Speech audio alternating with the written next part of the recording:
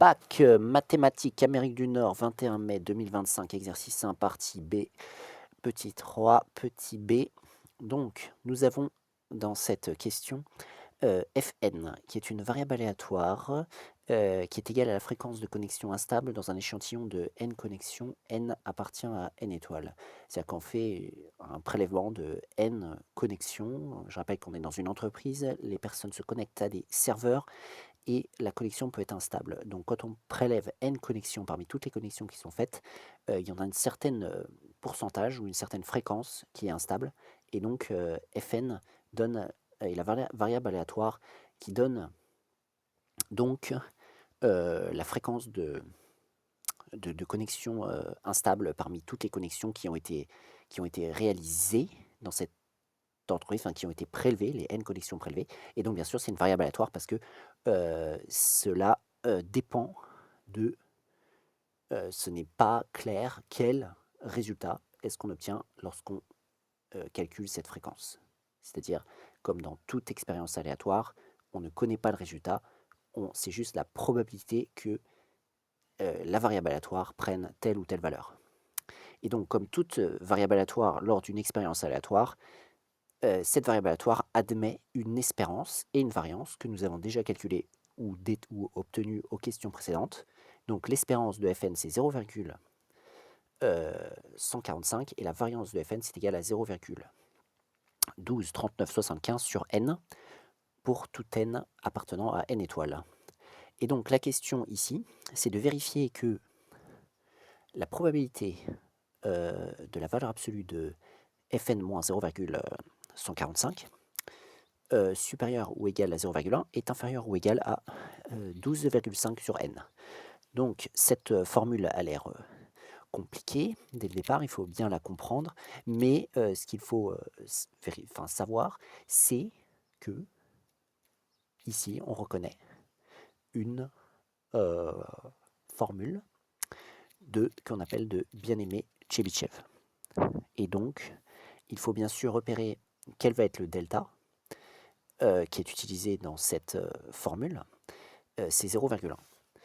Donc, moi je pense qu'il faut rappeler quand même que cette formule, elle est valable pour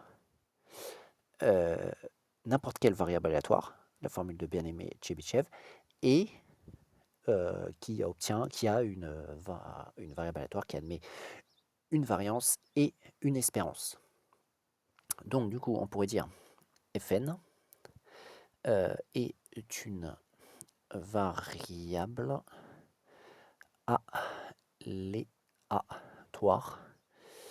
aléatoire d'espérance Fn égale 0,145 et Vfn égale 0,12397,5 sur n. Voilà. Donc, d'après la formule de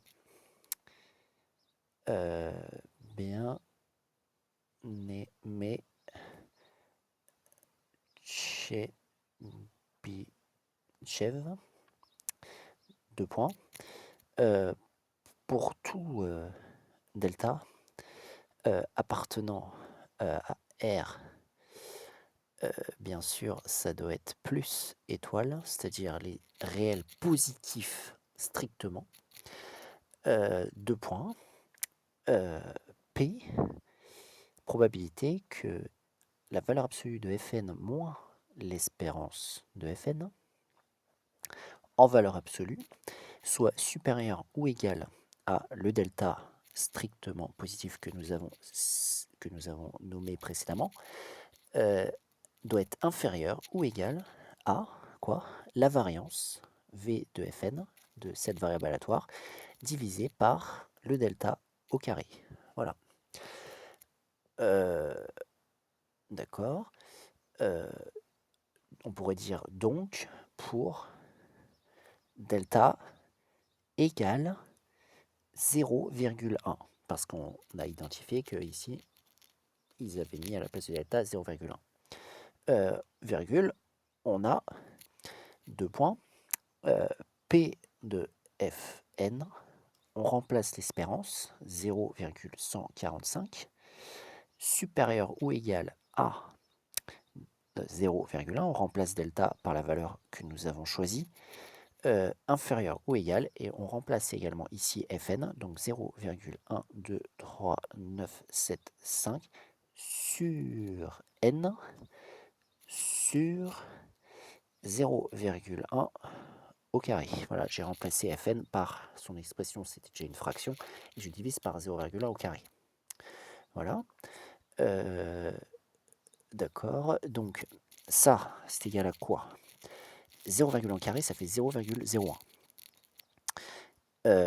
Sachant que diviser, c'est multiplier par l'inverse, on va obtenir 0,12397,5 sur n fois l'inverse de ce qui divise, c'est-à-dire 0,01 au carré. Donc 1 sur 0,01, parce que 0,1 carré, ça fait 0,01. Voilà. On continue le calcul, donc j'obtiens toujours P de Fn, donc de ce côté-là on est bon, hein, on a bien ce qu'il nous faut d'après ce qu'il nous demande de montrer. Donc P de Fn moins 0,145, valeur absolue supérieure ou égale à 0,1, va être inférieur ou égal, alors là on va regarder, donc on multiplie ces deux fractions, et du coup on se retrouve avec 0,12397,5 qui va être divisé par 0,01, divisé par 0,01 c'est la même chose que multiplié par 100. Donc, je vais avoir 0,12397,5 qui va être multiplié par 100. Ça va donner donc décalage de 2 crans de la virgule, ça va donner 12,3975 sur n. Voilà, on arrive à cela. Mais on remarque que c'est pas tout à fait 12,5. Mais ce que l'on sait aussi, c'est que 12,5 est plus grand que 12,3975. Donc du coup, 12,5 divisé par n va être plus grand que 12,3975. On peut donc écrire que ça, c'est inférieur ou égal à 12,5 sur n. Voilà.